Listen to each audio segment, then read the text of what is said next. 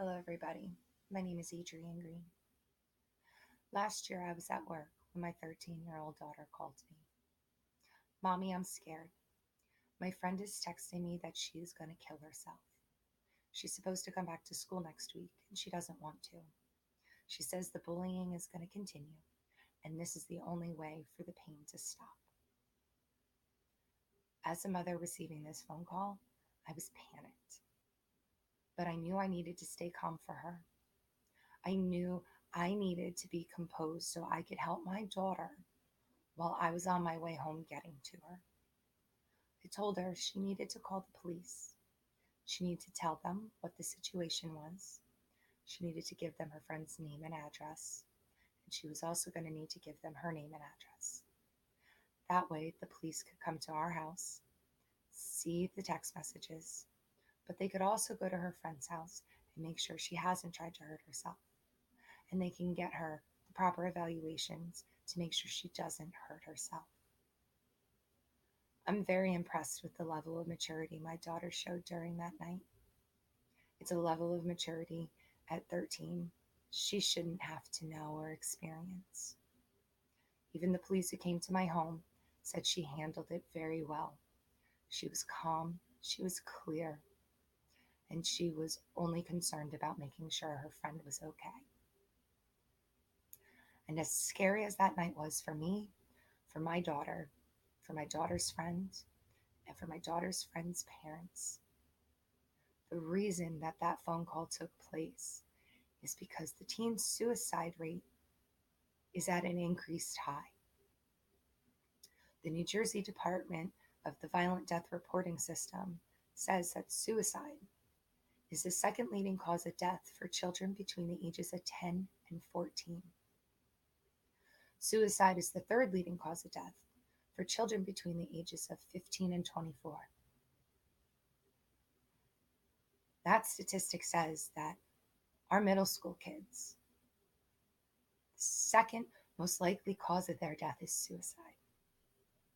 And my daughter at 13 and her friend at 13 are right in that age group. And they were both in seventh grade at the time. It's a lot to take in. It's scary. I now have two kids in middle school, two children in that age bracket where the second leading cause of death is suicide. It's scary. It's scary as a mother. It's scary as a member of my community. It's scary as a member of the state of New Jersey.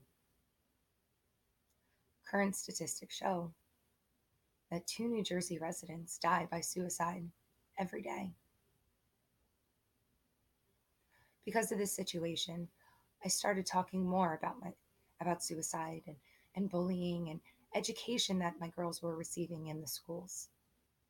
I asked my 13-year-old how topics like this are brought up to the students, what they're taught.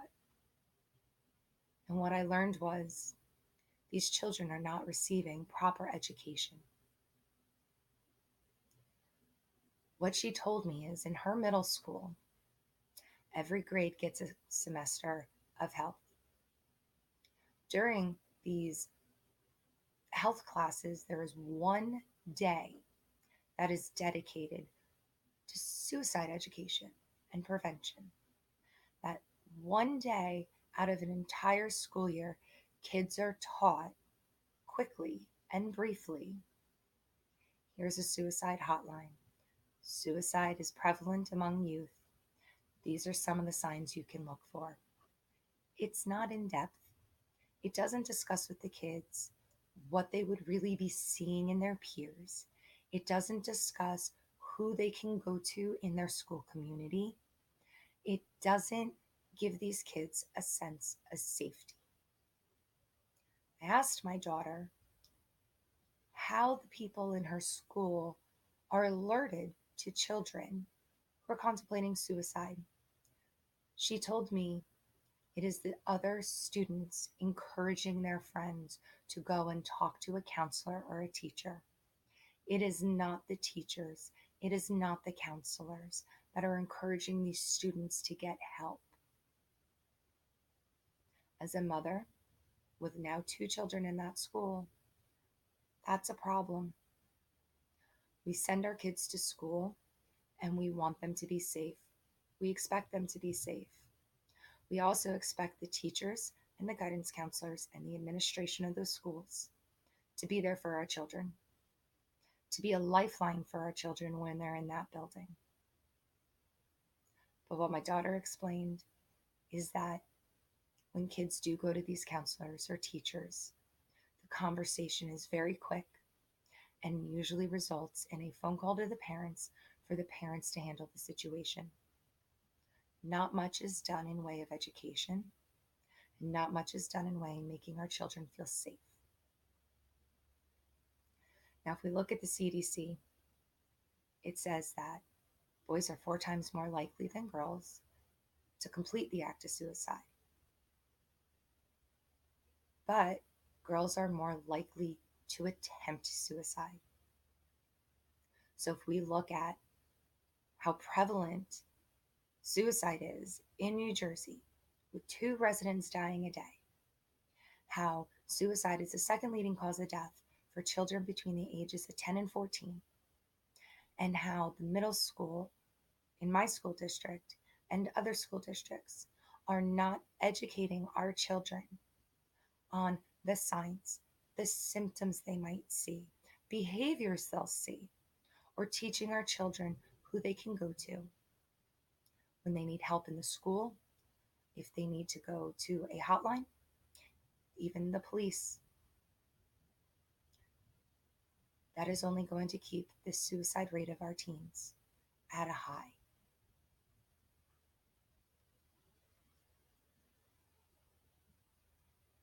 This topic is a heavy topic, but it is an important topic. These problems aren't going to go away.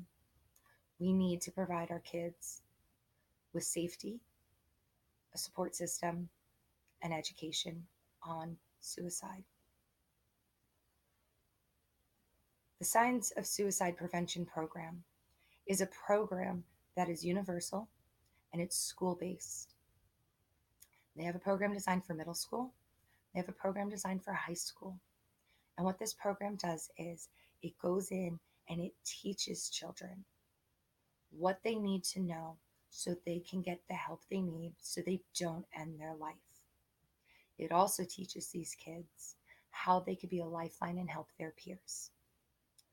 Goals of this program are to decrease suicide and suicide attempts by increasing the students' knowledge and adaptive attitudes about depression. Because unfortunately, mental health and depression has a stigma around it that if you need help, if you're depressed, something is wrong with you.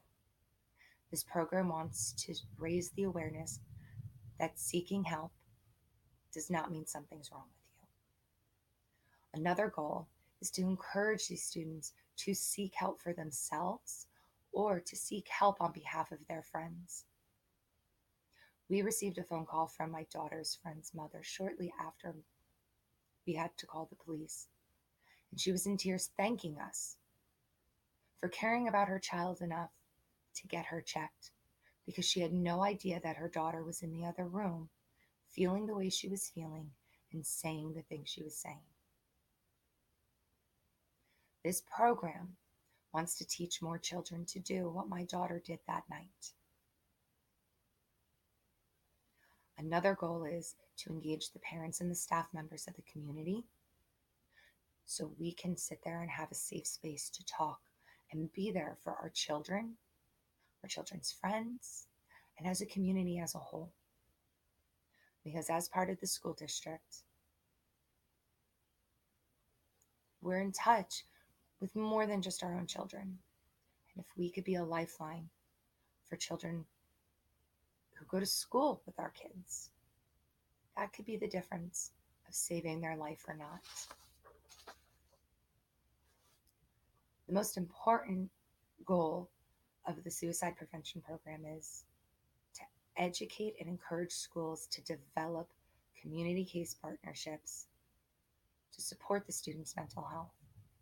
They recognize the importance of needing proper education in these schools, that we need to teach our children what depression looks like on their friends, how we may notice something is wrong instead of just brushing it off as hormones, or they're 13, or they had a fight with their friend, or the boy they like doesn't like them back.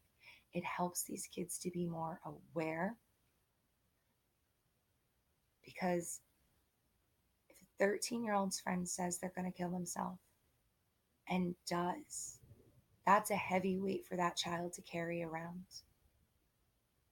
If that child doesn't say they're going to kill themselves, but does, their friends are going to question, what could I have done? What did I not see?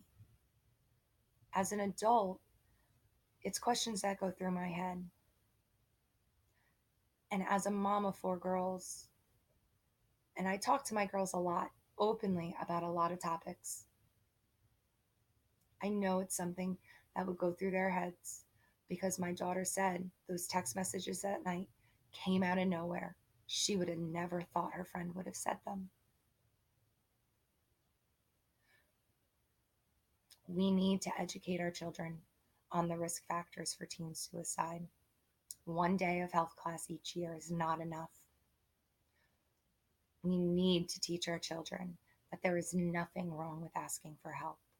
That if you're sad, if you're anxious, if you're depressed, it's okay. There's nothing wrong with that. That if you need help, we are here for you and we are going to help you. One of the best ways we can do this is by providing our children with education in the schools and making the schools safer than what it already is. I'm sure some of you have heard a couple years ago how Mallory Grossman, a 12-year-old girl who endured a lot of bullying, took her own life. Since that day, her family created Mallory's Army and has been fighting to get Mallory's Law passed.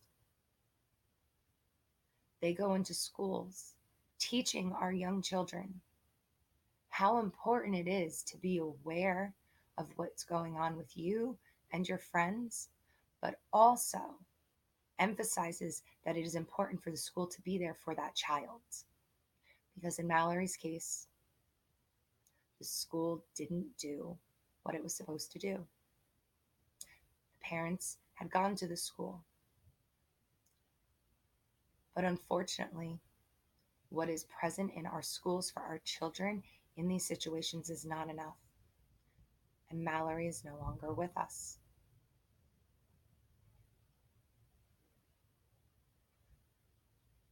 How we can sit here and make sure that we are keeping our children as safe as possible is we need this education. Schools need to sit here and address bullying. They need to really crack down on bullying, because that is a huge thing that goes on in the middle schools. But they also need to look at, has that child had a recent loss, a divorce, a death in the family? Are they depressed? Did they recently have a trauma? Drug use is huge in schools. Is the child abusing any substances? Are they struggling in the environment? Do they feel the school environment is not accepting? Do they feel the school is not safe? Are they withdrawing from friends? Are they not doing as well in school? Are they making statements like, it would be better off if I wasn't here, or not planning for the future? We need to teach our kids these things, because these kids are more likely to say something sitting in the cafeteria that their friend might overhear. You need to teach them that it's okay to go to that counselor, to go to your teacher and say, I need help. This is what I'm thinking. They need to feel that by saying those things, they are being embraced and cared for, not judged, stigmatized, or shunned. And this one day of health, once a year, is teaching our children that it is not prevalent, that it is not something that needs to be addressed more heavily. If this lack of education in our schools continues, the teen suicide rate is going to continue to increase. More of our children are going to die. And that is not okay.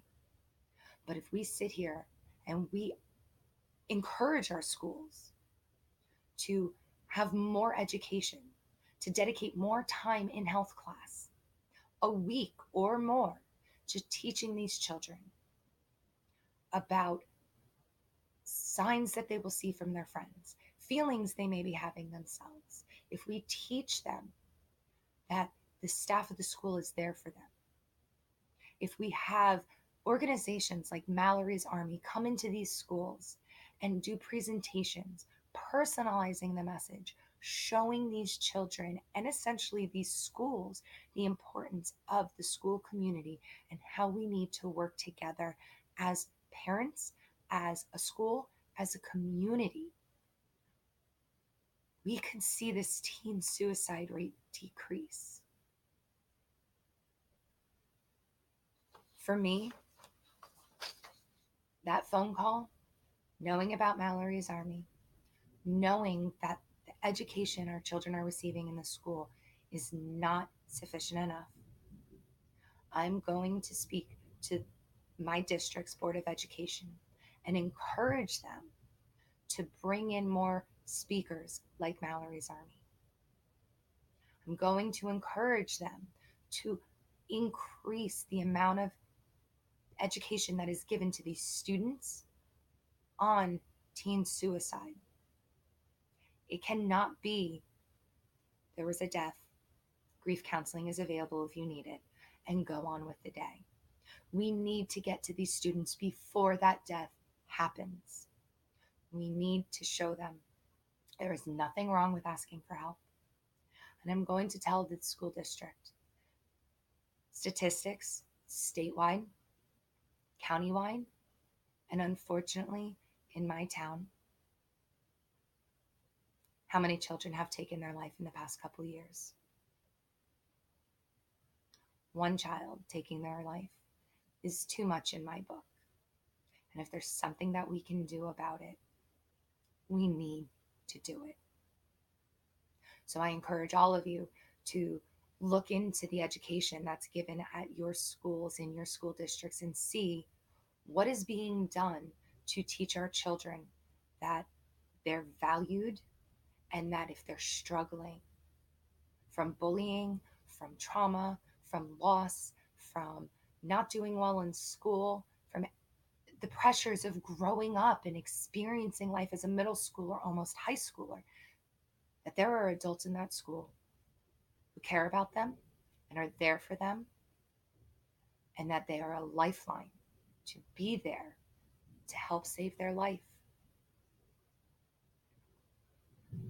I know this has been a very somber topic, very heavy topic. It's hard for me because my daughter was the one who got that phone call. But it is important for us to come together in our communities and fight for our children. I know I'm going to. I hope you join me in this fight as well.